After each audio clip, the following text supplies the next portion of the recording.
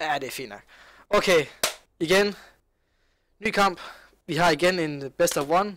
Game 1. Imellem Patrick og Noob og Northern Vikings.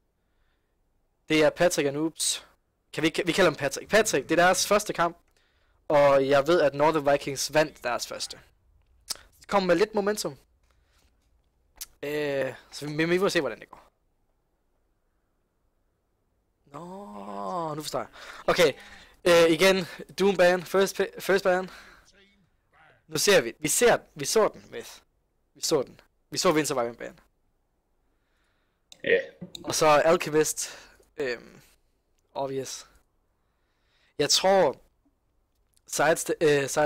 jeg så Abyssal Albusai, hvor det var kaptajn for Patrick. Han postede på Dota Facebook omkring en eller anden strategi, han har fundet, han har lavet, hvad hedder det, Alchemist. Hvor han har haft god succes med postet på Dota 2 Facebook-gruppen. For det var i starten af efterårsferien. Så jeg tror, det var på cirka samtidig med, at den også var begyndt at blive set pro-scene. Er det prøv at nu er jeg til lidt first pick alligevel. Ja, altså vi har set Monkey Business køre den rigtig meget. Sammen med Alliance kørte vist også en del. Så det er et pick. Fungerer super stærkt i dual offlane. Selvfølgelig med Endless Force Blast sammen med Sacrifice. Og så er det er også et godt slow. Samtidig med Ice Armor. Og ikke skal, altså, det er altså plus 9 armor. Plus movement slow, plus attack slow. Chain Frost. Du kan RNG en kæmpe teamfight ud af det. Men ja, igen, Venomancer ban. Lidt overraskende faktisk ikke, vi ikke så den sidste game. Men det er en af de her heroes, der ligesom er kommet frem her i denne patch. Venomancer, der ligesom går Aghanim Scepter early. Selvfølgelig, det er klart, kæmpe teamfight. Super meget damage. Så ja. 4 solide standard stærke bans, synes jeg. Og vi ser SF Bane. What? Bane pick? Det er Mirana.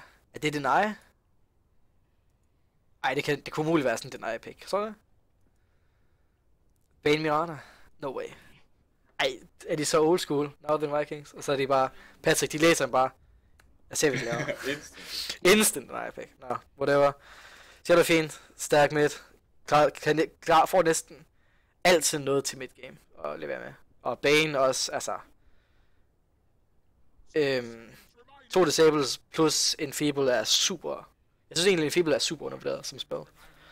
Samtidig med Brain Tap bare en zoning-spil, og... Jeg tror, det er den bedste sådan, hvad hedder det... Nuke og heal. Især i forhold til dens mana.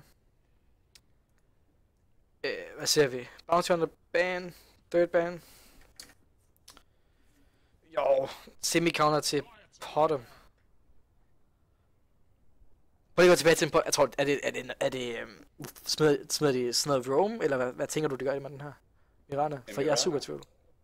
Eller sådan noget Lich Mirana dual offlane. Det gad jeg så godt se. Ja, det kunne godt, det kunne sgu godt være.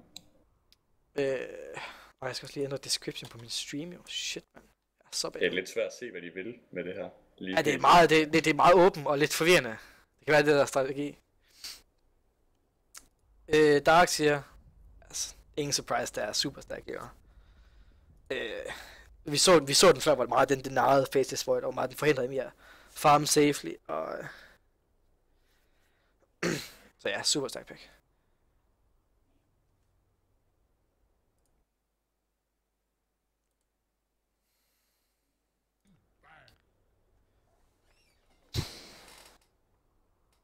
Spiritbreaker. De har bandet 2 meget kaos-agtige heroes. Altså Bounty Hunter, Bonus Movement Speed, Snowball, Spiritbreaker, Super Chaos, Charger, samt Ols, der er super stærkt. Plus, altså, do not forget 17%. Altså, blev i princippet, jeg vil sige, princippet blev den jo egentlig buffed. Tinker? Like the fuck? Hvad sker der i de her games? Har jeg misset noget? Faces Void og Tinker. Og Potem. Jeg har faktisk, altså jeg tænker, jeg har, altså den buffen, der er på VM, er egentlig super stærkt. Det betyder alligevel en del. Især i level 2 og 3. Men det er ikke kun der, den er blevet buffet. I tvivl. Men Tinkerband, jeg ved ikke om de har lavet noget research. Om de kender nogle af de her spillere. Det er jo alle sammen danskere, tror jeg. Kunne være, at de lige har lavet lidt research. Jeg ved, Andy, han er DK's bedste Tinkerspiller. Ved det ikke. Men lidt, jeg vil sige, det, vi kan godt kalde det for et unusual ban. Jeg mindes ikke, jeg har set den i den nye patch, eller?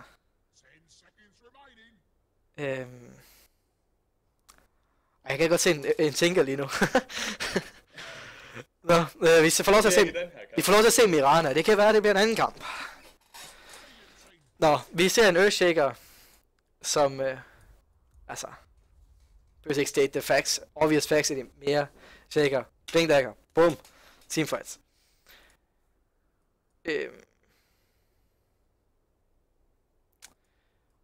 Nu ved jeg ikke om det er en Mirana overflane. Mirana Lich overflane, som jeg håber på, men hvis det er, så er Mirana jo allerede et early counter til Earthshaker. Altså, Fisher, whatever, du jumper bare lortet. Og bare over den lille pind. Nå, det må vi se. Hvor fanden det er. Jeg er super spændt på, hvor de leder den der Mirana hen. Jeg ønsker at se den i dual offline.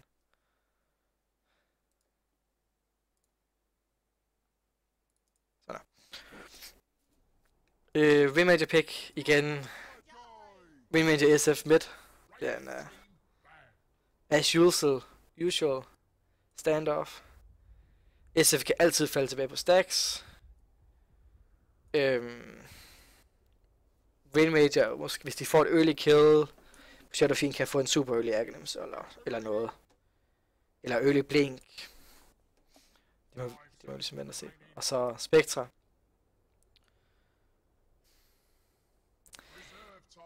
Jeg ved ikke om Spectra og Shadowfiend og Bane. Jeg føler det er ved at gå hen i lidt greed draft for Northern Vikings. SF skaber ligesom space, han kan farme rigtig hurtigt og kan farme jungle. Spectre har brug for rigtig meget space, Shaker har brug for et blink, og Bane er bare sådan lidt... Jeg føler ikke, Bane er god i en 4v5 teamfight, sådan decideret. Jeg føler, at Bane er bedre til at lave et... Du smoker, du finder et pick med fiendscript, og så får du et objective. Bedre til små skirmishes og sådan noget. Yeah. Shadowfiend skal heller ikke holde særlig meget nede helt early game, for at han ikke rigtig kan lave så meget space. Nej. I mid game. Enig. Jeg kunne godt forestille mig kombinationen Bane Spectre. Bane er et eller andet sted solo, finder Mirana solo. Fiendscripper, Spectre ulti. Boom, kill. Der kan jeg godt se noget kombi. Det er spændende at se, om de får nogle af dem overhovedet. Vi ser en Ogre og Magi. Det er to super... Okay, nu går ud fra Lich Ogre, begge to er supports. Men det er sådan begge to sådan super... Både sådan semi-tanky og... super stærke supports. Stunner slow på Ogre, så... skal vi kalde det halvanden slow på Lich. Men super meget sustain i den, og... god til laning på Lich. Ogre kan bare zone og manfight. Når Darkseer og Broodmother ikke er i poolen mere, så kan jeg ikke se, hvem Ogre ikke skulle kunne zone 1v1. Og jeg kan rigtig godt lide Broodmother-banet. Kunne skabe rigtig meget kaos for Patrick Anoop. Men Northern Vikings vælger for Phoenix. Det er et heavy teamfight lineup, de har valgt. Lanes er obvious. Phoenix. Jo, Phoenix kan vel fungere. Jeg synes lidt... Kan Windway til Focus Fire Egg? Kan han ikke det? Jo... I tvivl. Men... Patrick og Noob, de har nogle ways til at deal med den. Leap giver bonus attack speed plus bloodlust.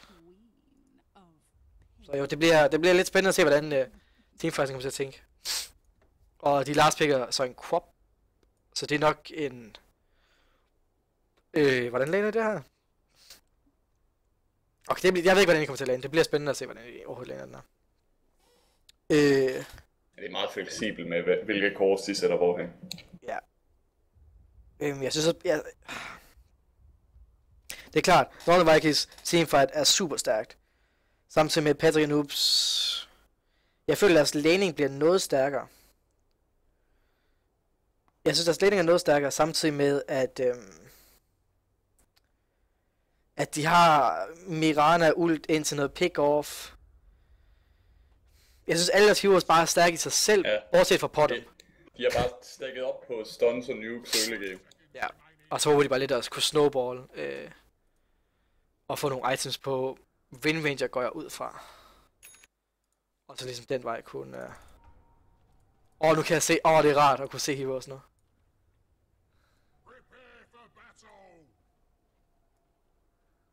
Nå, så jeg kigger på min Dotto. Okay, det er derfor, at Tinkerbanden kommer godt med. Nå, okay. Game 1-1 starter nu. Jeg tager Patrick-holdet. Vi starter ud med en Lich. Hvad fanden hedder han? Farish at Textus Valley LA. Hvorfor tog jeg også det hold?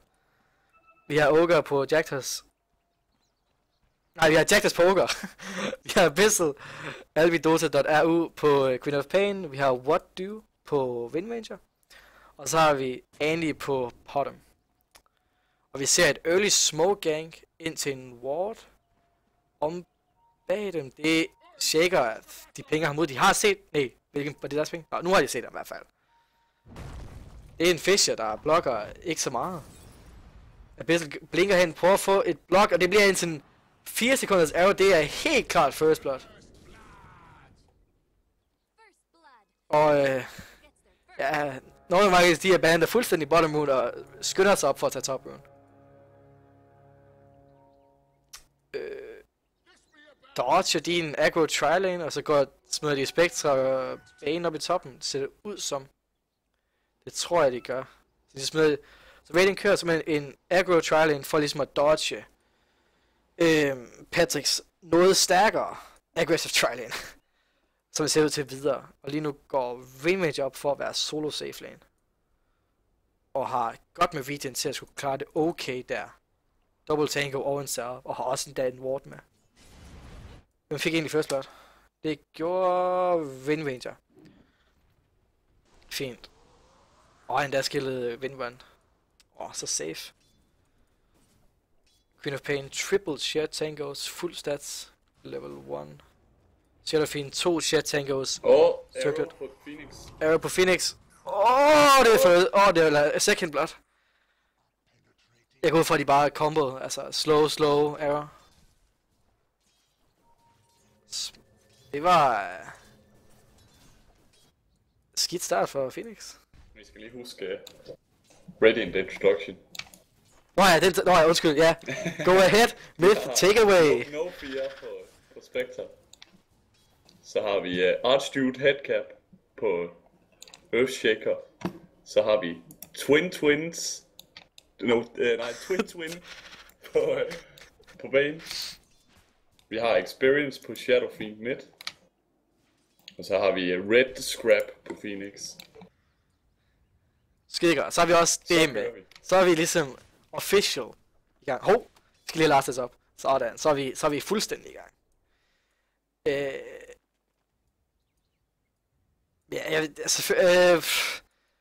Dire Observer Wars i junglen.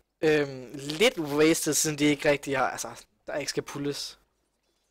Som med Phoenix. Der er lidt rune kamp her. De har secured top rune. Og de trader bare. Ingen mids for den. De har ikke bottle. De får deres bottle ship nu. Shadowfiend købt en salve. For at lave. De kunne godt se ud som om de... Nej, de kom bare med en sentry. Kan egentlig godt lide... Det så vi også sidste game, hvor Dazzle lige babysitter SF bare for den første wave eller to, bare lige for at sikre de der last hits for SF'en. For SF har rigtig svært i level 1. Og heldigvis også level 2, og begynder først ligesom at stille og roligt kunne få souls hen ad level 3 eller level 5. Men jo, det er en ogre, der farmer, announcer vi lige her. Så det er en lidt support ogre, der farmer, og en bottom support roaming. Interessant teamskyld. Jeg kan rigtig godt lide det. Ogre og Aghanim's, det er det, altså. Ding, ding, ding, det er da noget af det sjoveste.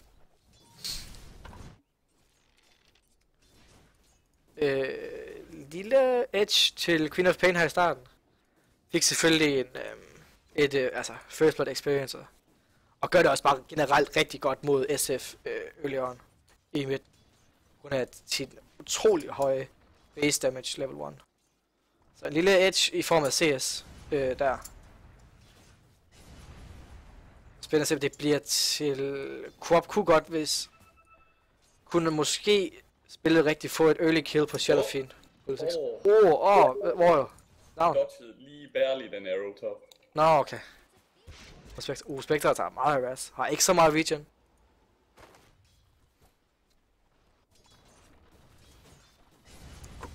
Jeg kunne godt ønske mig Shaker eller...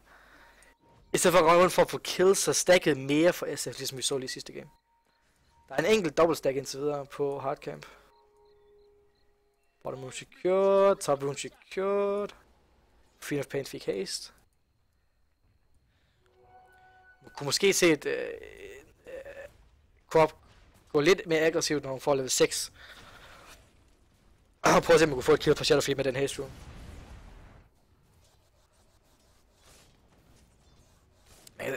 Lige nu, status. Wind Ranger får noget ud af lanen. Selvom de semi-dual-laner mod tri-lane, eller solo-laner mod tri-lane. Uden de får rigtig noget af. Spectre får noget farm, jo.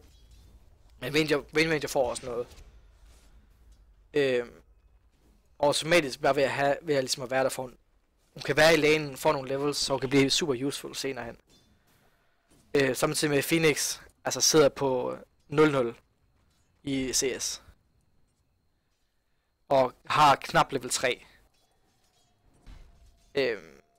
Lidt selvfølgelig, der er en masse, der er XP, keeper lanen i farming for Jagtas på Ogre Magi. Til bare stille og bare sidde der og slå creeps. Så lige nu rent laning stage, der er fordel. Der er over på midt! Shadow Fiend får arrow og bliver Sonic Waved ind i midten. Arrow var, vil jeg sige, ikke nødvendigt, men det var et kill. Jeg fangede den lige til sidst. Og det er bare det, en Crop kan unødvendigt for hjælp. Du har så meget burst. SF er ikke tanky i starten. Så en lille fejl fra SF i ren position. Og så er det et kill. Og der er en lille feature rune til Queen of Pain. Bliver saved. Men der shaker ned og gør noget.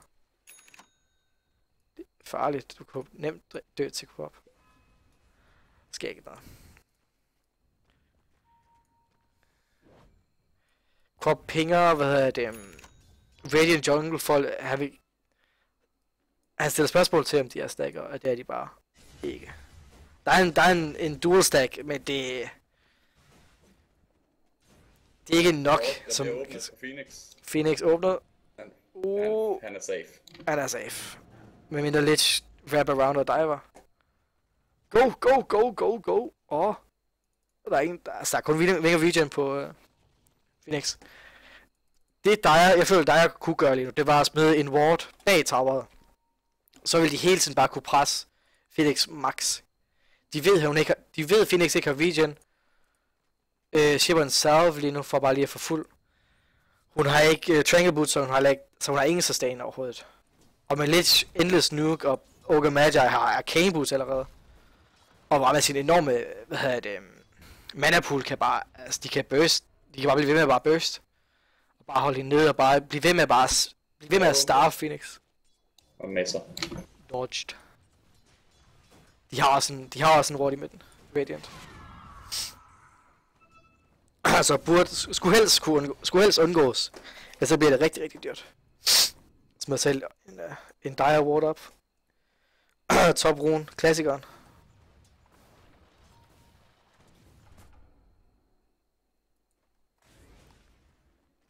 Men igen, hvis vi ser på CS'ene, der er 5, der er CS, og 3 af dem er dire. Der er ikke rigtig noget at falde tilbage på lige nu. Hvad ser vi? Ser en double stack medium camp, en triple stack hard camp for dire, samtidig med at Radiant Jungle er stacket.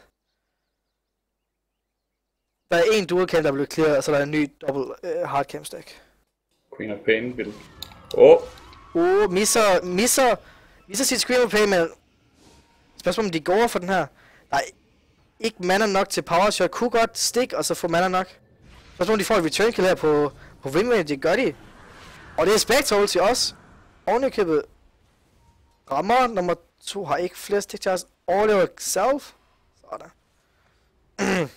Samtidig med Ogre Magi får et kill på Shaker.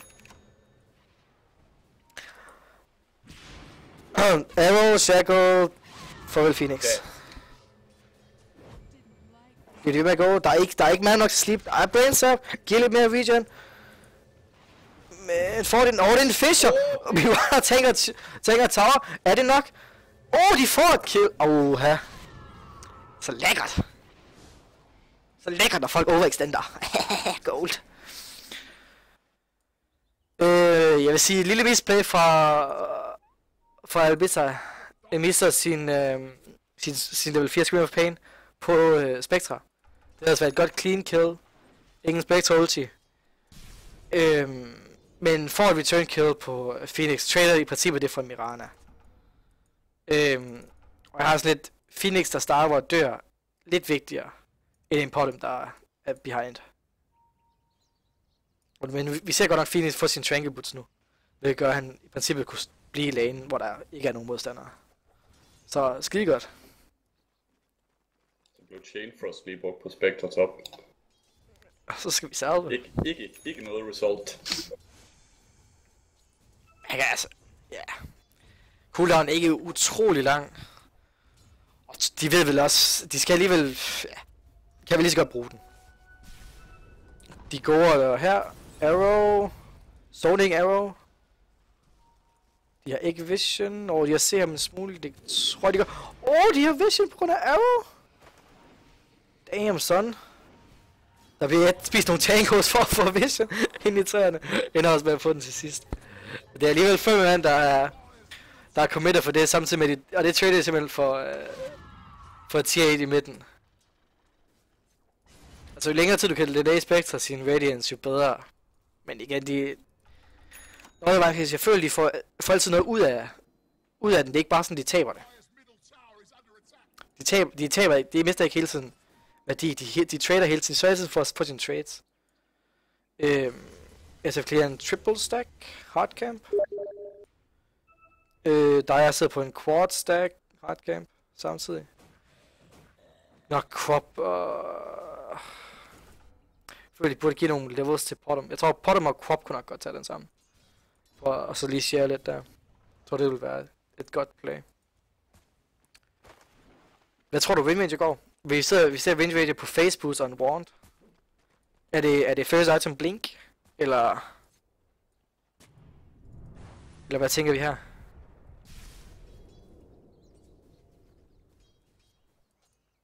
Myth?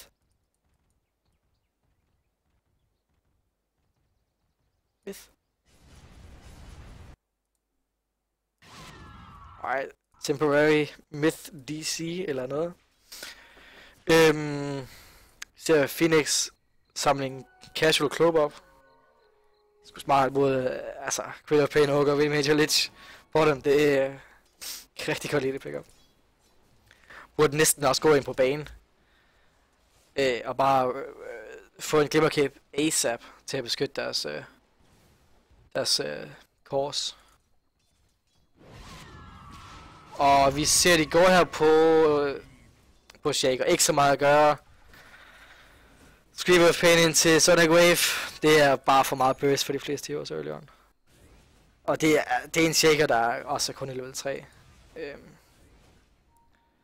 Ja, det er et kill, men det er Sonic Wave på cooldown i 2 minutter. Hey, altså, det er en god trade. Altså, don't shit me, men altså, det er stadig, nu kan SF i det mindste farme lidt safe.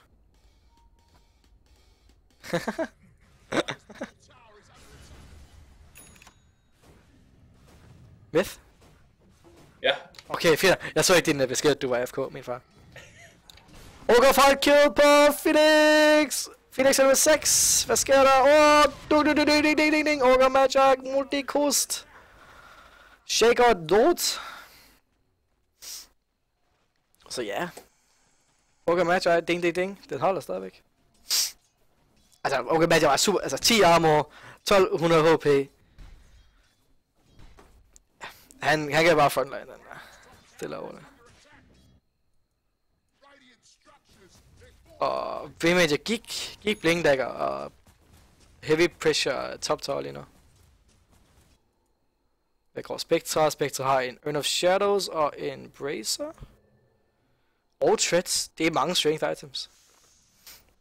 Der er også et heavy mid-game lineup. Patrick de har. Så jeg kan godt forstå, at de prøver at tænke så meget op, de kan indtil den team, for at de skal overleve, for ligesom at begynde at kunne se hen imod sejren.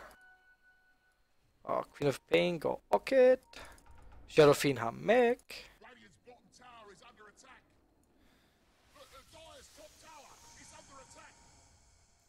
Lich har også, nærmer sig også sin Meg. Hvilket er en god timing for en support. Rigtig god timing for en support Lich. De giver lidt op på bottom pushet. Og nu sker nok det som altid sker i de fleste Dota games, et lille trade. Tier 1 for tier 1. Jeg tager top. Tier 1 og Radiant tager bottom tier 1. Her ser vi lidt charme og lave lidt i spil. Attack speed. Slow by 20. Hvad er det ikke engang for at trade den? Har de så ikke glyph på... Hvad? Nå, jeg troede du sagde... Ja, og nu kommer der 2 TP's ind. Queen of Pain har sin Sonic Wave klar. Realizer Northern Vikings det her og backer. De er nødt til det. De ved det er skidt, men de er nødt til det. Baiter de... Det ser ud som om de prøver at bait det her tower lidt. En amazing shackle!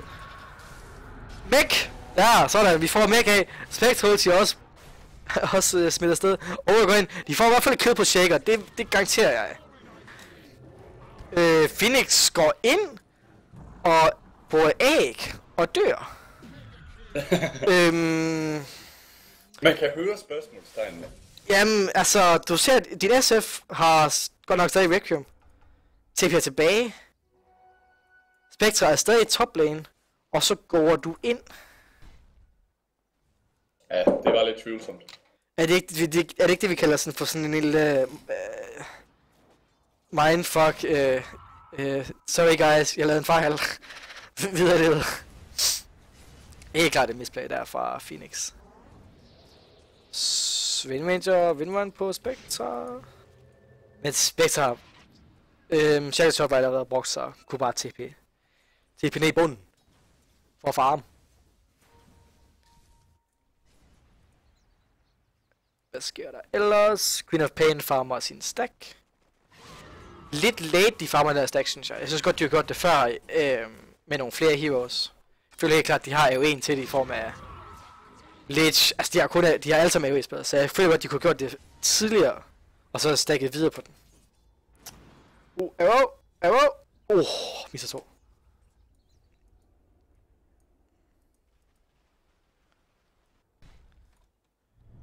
Kan vi lige tjekke nogle graphs? My boy. Okay, net worth graph. 7,5k til dig, Patrick. Det går mening. Midt, og hvad sker der? TP, og de går, der er slow. TP her, stun, Den er jo, den missede lige akkurat. Altså, der kunne da godt push tier 1 lige nu. De har 4 mand klar. Graphs. Ja, 700k til Patrick, der samt næsten 10.000 XP lead på for Patrick også. Hvem er det? Okay, hvis du kigger på levelsene. Earthshaker, level 4, 18 minutter inden. Samt dodged. Lige akkurat. Samt Bane og Phoenix kun lige level 6. Samtidig med, de har altså en support lidt til level 10. Det er praktisk talt jeg vil ikke kalde det en 4-core strategy. Jeg vil ikke aldrig sige lidt til en core, men lige pt gør det meget godt.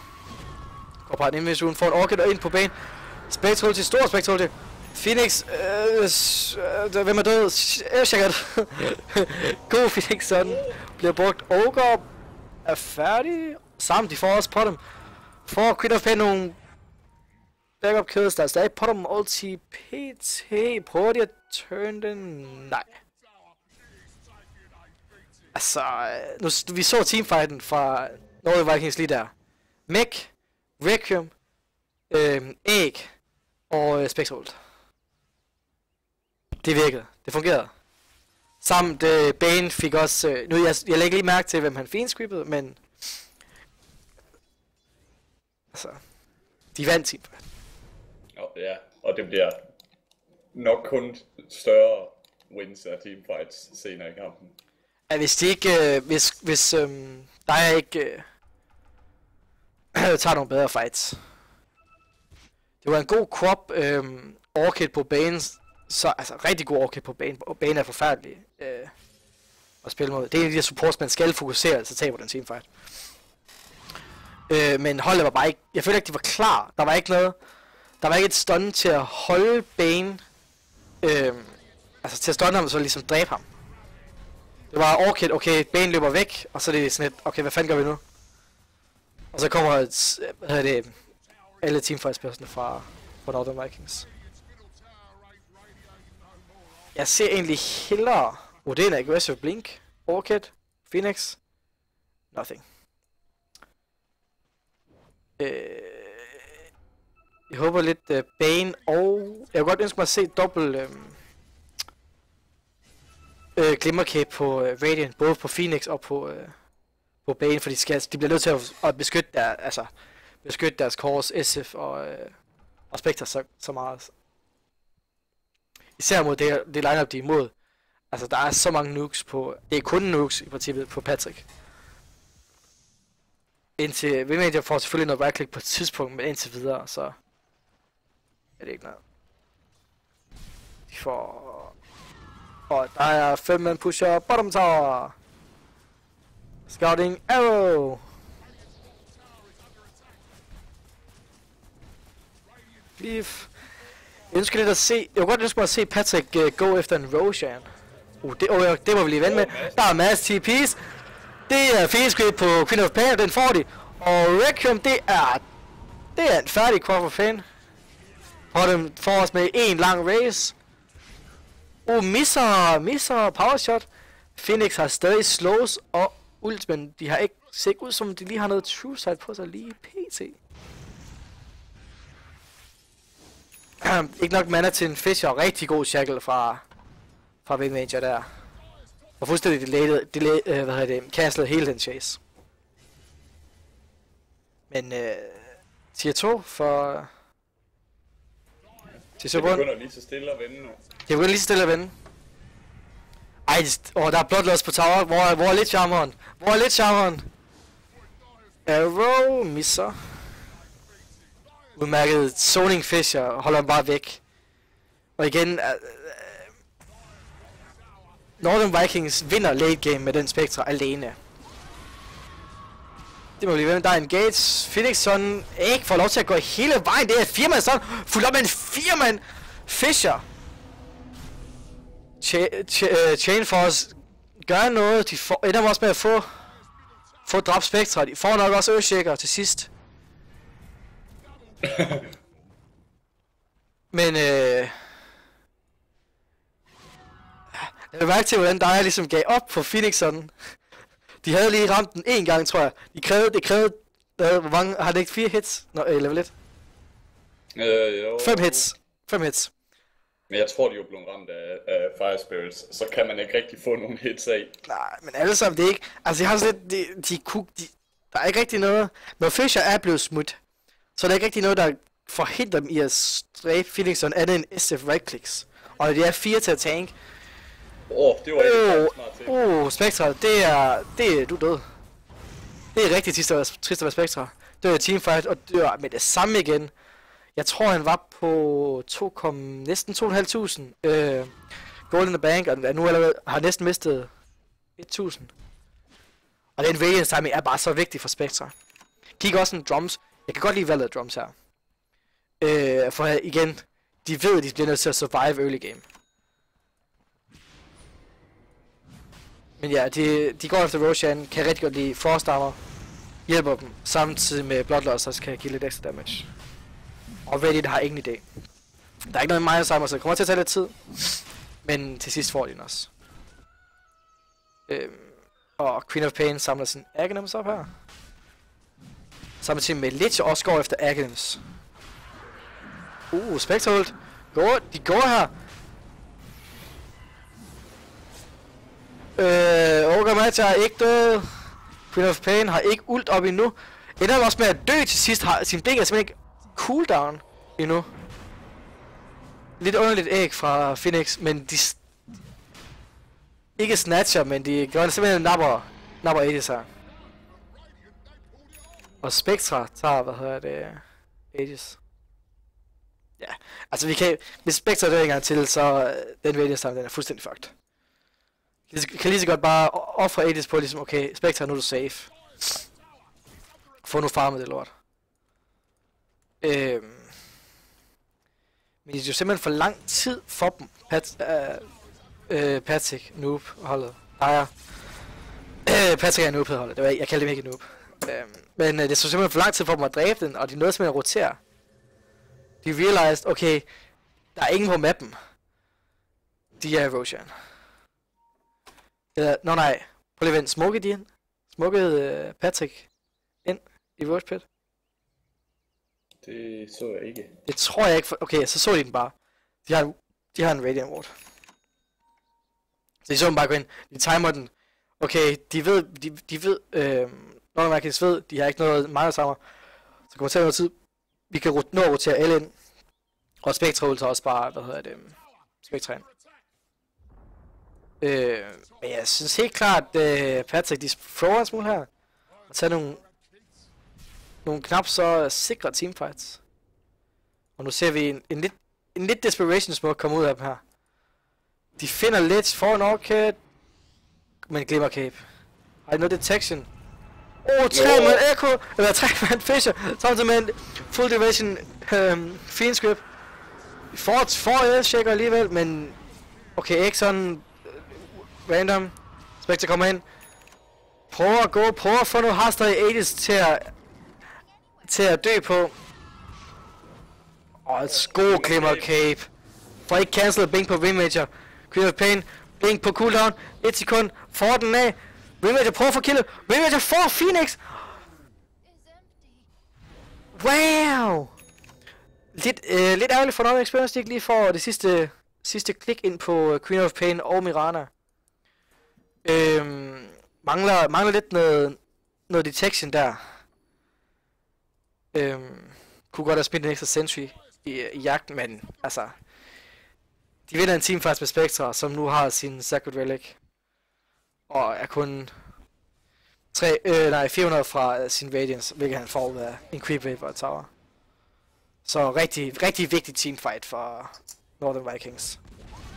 Plus de har stadig ikke tabt Aegis. Queen of Pain går efter at få killet på Spectre for at få fjerner det her Aegis, har selvfølgelig Aghanim, så det betyder ikke det store, de smider en smoke for at chase her. Fanger Shadowfiend. Det er en god ad på Earthshaker. Når ikke har fået smidt sin Fisher. Har Echo Slam, de skal spille med at snakke for meget, men de får dræbt ham inden. Det er jo reelt. Bane Sleep, de bliver nødt til at fjerne Sleep. Det er Mirana, der tager den. Og de får killer på Earthshaker. Nej, undskyld, Bane. Så gode return kills her efter en ellers lidt teamfight. Nej. Hvis de kunne få Spectre, der havde det været stort. Som nu har sin Radiance. Og allerede okay tanky. Spørgsmålet om man bare går straight mantle, han går den klassiske casual vitality booster. Jeg vil sige med Treads, Bracer og... Nej, undskyld, Treads, Drums og en Urn. Han er allerede okay på HP-afdelingen. Så skal de bare... de går på mid. Phoenix bliver blinkt. Overkill når at få sin Glimmercape af. Det er Spectre Radiance, der kommer ind og laver den skade der. Phoenix X også brugt. Får ikke det store ud af det. Spectre. God shackle på Spectre. Men de får alligevel Ogre. De får også Wind Major.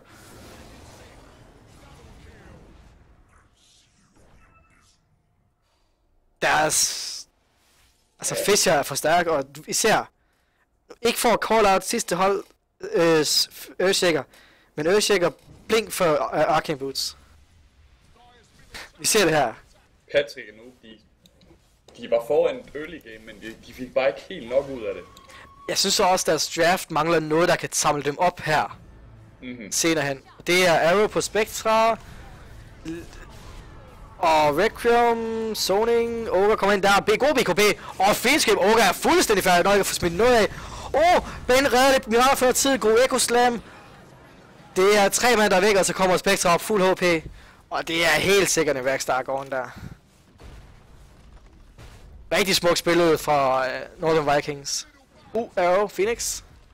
Men den Glimmercape på Phoenix har virkelig reddet ham mange gange. Og jeg synes Queen of Abyssal, jeg synes Queen of Pain skulle have, måske købt noget Detection. Så i stedet for at du jumper ind overkiller, så og Stifling Dagger og Nuke og alt det der, du bliver nødt til at have en dust, du bliver nødt til at kunne vise dine medspillere bag dig, hvor han er. I stedet for, det der sker, han jumper, overkiller Phoenix eller whoever, og så skal han vente på, at Ogre eller Lich eller Potom kommer op med noget dust.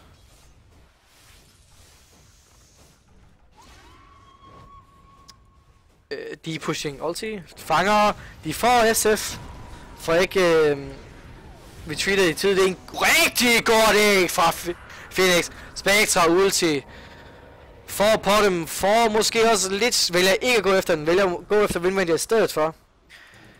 De har ikke just noget slow, go shackle, meget damage er væk, Fisher, Windmania er færdig. Men de vælger alligevel at gå for Phoenix, men er også rigtig low. Skal til at passe på, at Abyssal rigtig low, for har alligevel blink off cooldown. Let's just, de får killet på Bane via tower, og Earthshaker også. Altså, død. Så lidt random teamfight går lidt for langt ind. Der blev de lige lidt for grådige, ja. Lidt for grådige. Og samtidig så står der bare stadigvæk en 140, hvad hedder det? Det var måske lidt for meget. Jeg ser bande folk for de der, du ved, de der kæmpe på chatten. Ups. Nå, whatever. Ja, de diver for dybt, og nu står der bare stadig et tier 3 tårn med 140 HP. Jeg føler, at de kunne have fokuseret lidt mere på objectives i stedet for bare dive. Jeg synes, det er fint, de går efter Windmania og killer, men så skal de også back med det samme. Og de har SF var død i hele den fight. Så ja, for simpelthen, de har ikke mækken, de har ikke Requiem til ligesom at skabe en bedre teamfight for dem. Okay, items. SF, SNY, whatever, Shaker. Spectre har akkumuleret 2,6k guld. BKB på Phoenix. Jo, hvorfor ikke? Det er Bane, du er død. Vælger de at turn den her, der er en Fisher, der er også en Phoenix dive. 10 HP! Misser. Phoenix er død alligevel. Det er OP! No way! Det er så vigtigt. Nu kan Phoenix bare gå tilbage, heal op, og så stadig være der med æg. I stedet for at have, altså, Phoenix har ingen buyback. Hvis Phoenix dør der, så er det tier 2 i midten, der ryger. Men vi ser Corp prøve at få... Saber selvfølgelig få buyback og prøve at skaffe guld nok til en BKB. Samtidig med lidt skort den her Academics, hvilket jeg ikke rigtig kan se nogen mening i. Og Phoenix er aggressive, bliver ikke shacklet heldigvis. Så Sarah Chasen, SF bliver arrowed. Spectre er inden, han er super langt frem.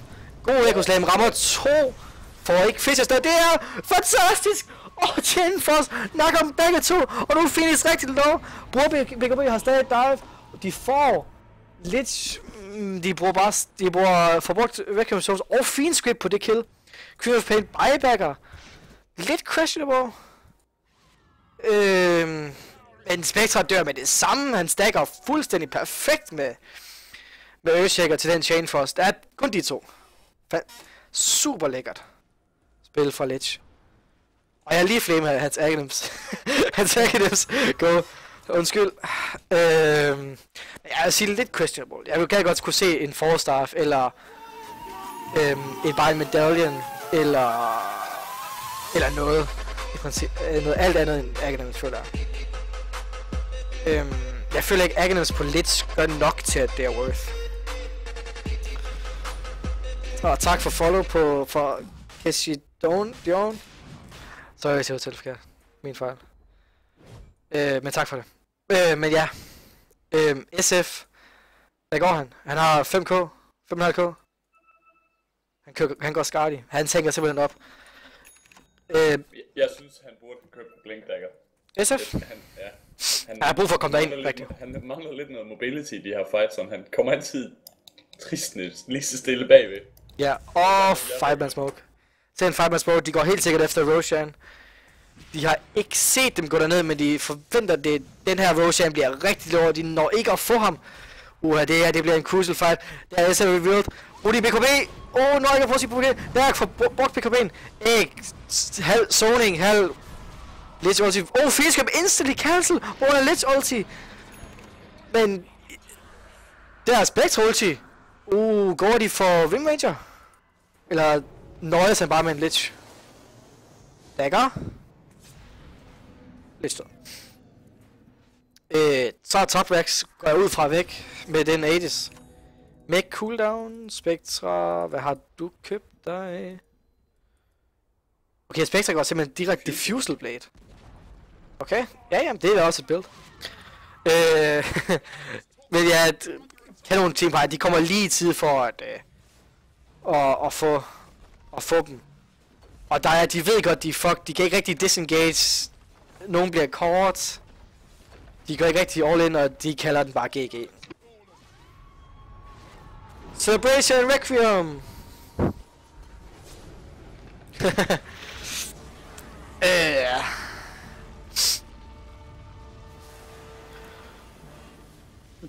Rigtig interessant kamp, og her, du kan virkelig se, hvordan strategierne, jeg synes helt klart, igen ligesom sidste game, strategien vandt spillet. Northern Vikings, det var en lille smule greedy draft, men de får det til at fungere. De taber early game lidt hårdt, er rigtig meget, faktisk okay bagud, men får hende tilbage i bare rigtig gode team, faktisk rigtig gode decision makings. Og ja, bare generelt rigtig solidt spil fra holdet. Samtidig med, at Patagon nu... Altså, det er vel okay, det er vel på sin plads at sige, de får en smule. De havde rigtig godt lead.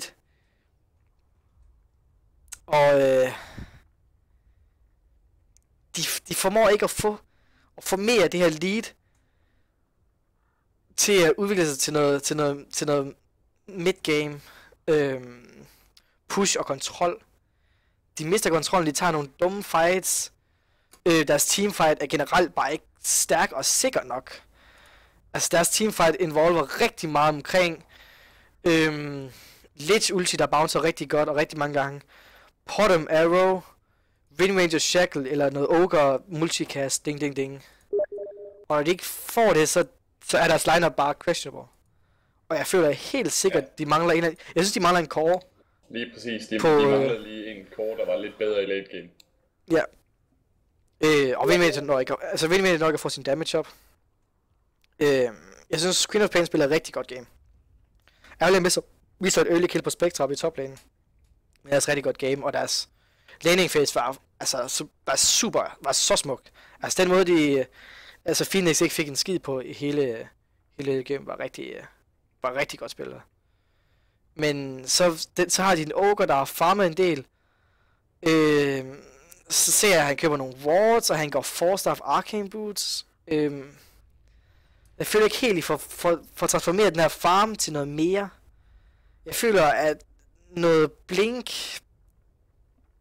eller enten synes jeg, de skal tage Ogre og smide ham super tanky. Eller så synes jeg, de skal initiere med at bare blink, Forstaff, Glimmercape, blinker ind, stunner, slower, Glimmercape, Forstaff ud eller et eller andet. På den måde, så de hele tiden kan engage and disengage. For de har så mange nukes, der er så lavt cooldown. Så de kan, hvis de kan delay en teamfight, så vinder de den. Hvis du kan følge mig.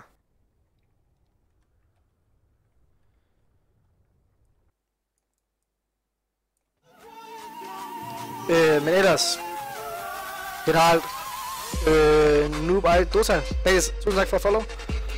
Much appreciated man. Throws like E.T. Men ja, rigtig god kamp. Strategien vandt spillet. Overall. Mirana havde nogle gode arrows, men så er du stadigvæk i midtgame med Mirana. Hvad gør du lige med den? Så ja, rigtig godt spillet fra jeg synes begge hold. Jeg synes bare, at Patrick manglede et strategi, der ligesom fungerede. Men ja. Har du nogle ord med, du lige vil ud med? Nej. Ikke lige umiddelbart. Det var den. Ellers så vil jeg bare sige tak for i dag. Det var to